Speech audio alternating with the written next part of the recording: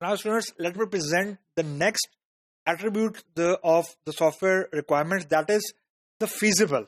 अब इसको डिस्क्राइब करने से पहले let me mention one very common topic कि अमूमन ये होता है कि हम कहते हैं कि जी रिक्वायरमेंट इंजीनियरिंग प्रोजेक्ट मैनेजर ने करनी है, या आजकल एक बहुत यानी कह लें कि एक और टर्मिनोलॉजी है, वो ये होती है कि टेक्निकल प्रोजेक्ट मैनेजर.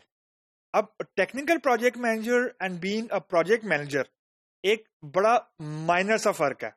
अब फिजिबल होना रिक्वायरमेंट का एक्चुअली उस फर्क को बहुत ज्यादा हाईलाइट करता है.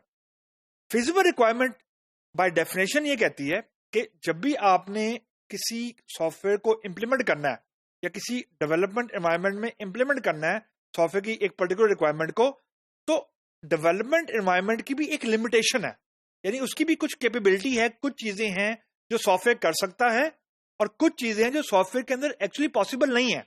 अब ये डिसाइड करना कि क्या सॉफ्टवेयर के अंदर हम जो कमिट कर रहे हैं क्या वो टेक्निकली पॉसिबल है या नहीं है.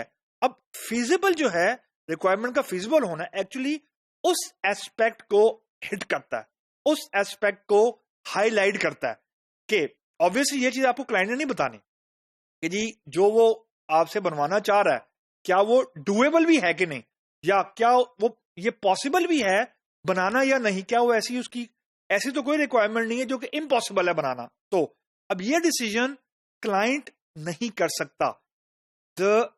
जो प्रोजेक्ट मैनेजर है या टेक्निकल प्रोजेक्ट मैनेजर है, उसका जॉब डिस्क्रिप्शन है कि वो क्लाइंट को एजुकेट करे अगर फिजिबल नहीं है.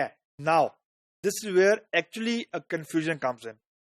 जब भी अभी हम रिक्वायरमेंट लिखते हैं और हमने ये चेक करना है कि क्या weather a particular requirement is feasible और इट इज नॉट फिजिबल, तो ये जो डिसीजन है ये खाली प्रोजेक्ट मैनेजर खुद से नहीं कर सकता. रीजन कि जो प्रोजेक्ट मैनेजर है वो क्लाइंट साइड ज्यादा हैंडलिंग कर रहा है, रिक्वायरमेंट को लिख ज्यादा रहा है, उसको मैनेज ज्यादा कर रहा है, स्कोप को हैंडलिंग कर रहा है एंड सो ऑन. अब ये जो टेक्निकल डिस्कशन है यानी टेक्निकल डिसीजन मेकिंग है, ये फिजिबल रिक्वायरमेंट के होने पे एग्जैक्टली मैप करता है. तो कोई एक रिक्वायरमेंट पर्टिकुलर एनवायरनमेंट में इंप्लीमेंट हो भी सकती है या नहीं हो सकती, ये डिसीजन करने के लिए you have to take on board the technical team या डेवलपर, सॉफ्टवेयर आर्किटेक्ट, जो आपको एक्चुअली अपनी एक्सपर्ट ओपिनियन दें, एक्सपर्ट एडवाइस दें. फिजिबल जो एट्रीब्यूट है it is an attribute of a software requirement which alone project manager can not complete, या alone खाली प्रोजेक्ट मैनेजर खुद से ये एट्रीब्यूट अचीव नहीं कर सकता. उसको यानी जो प्रोजेक्ट मैनेजर है उसको ये एट्रीब्यूट अचीव करने के लिए कुछ टेक्निकल एडवाइस चाहिए होती है. Number one. Number two, at times ये होता है कि फॉर एग्जांपल एक डेवलपर है, उसने एक पर्टिकुलर डोमेन में काम किया होगा. फॉर एग्जांपल उसने मोबाइल डेवलपमेंट की हुई है, तो एट टाइम क्लाइंट को ऐसी चीज पूछ लेता है जो उसने नहीं की होती, यानी जो मोबाइल डेवलपमेंट है उसने नहीं की उसके अंदर, तो वो उसके ऊपर अपना एक्सपर्ट ओपिनियन तो दे सकता है लेकिन उसकी ऑथेंटिक नहीं होगा, यानी वो ये नहीं कह सकता कि हाँ जी मैंने खुद करके देखा हुआ है. तो the point which I am trying to establish कि जब इस तरह का इशू आ जाए कि आपकी टेक्निकल टीम के अंदर फॉर एग्जांपल एक्सपर्टीज उसकी स्पेसिफिक काम की नहीं है लेकिन they are sure they can do it, तो उस वक्त हम लोग कोई एक्सटर्नल एडवाइस भी ले लेते हैं, एक्सटर्नल कंसल्टेंसी ले लेते हैं, किसी थर्ड पार्टी से पूछ लेते हैं एंड सो ऑन. क्योंकि देखें जो फिजिबल होना है पर्टिकुलर रिक्वायरमेंट का, इट वोंट बी सिंपल. यानी देखने में तो क्लाइंट को यही लग रहा होगा फॉर एग्जांपल कि उसने सिर्फ एक जगह क्लिक किया है.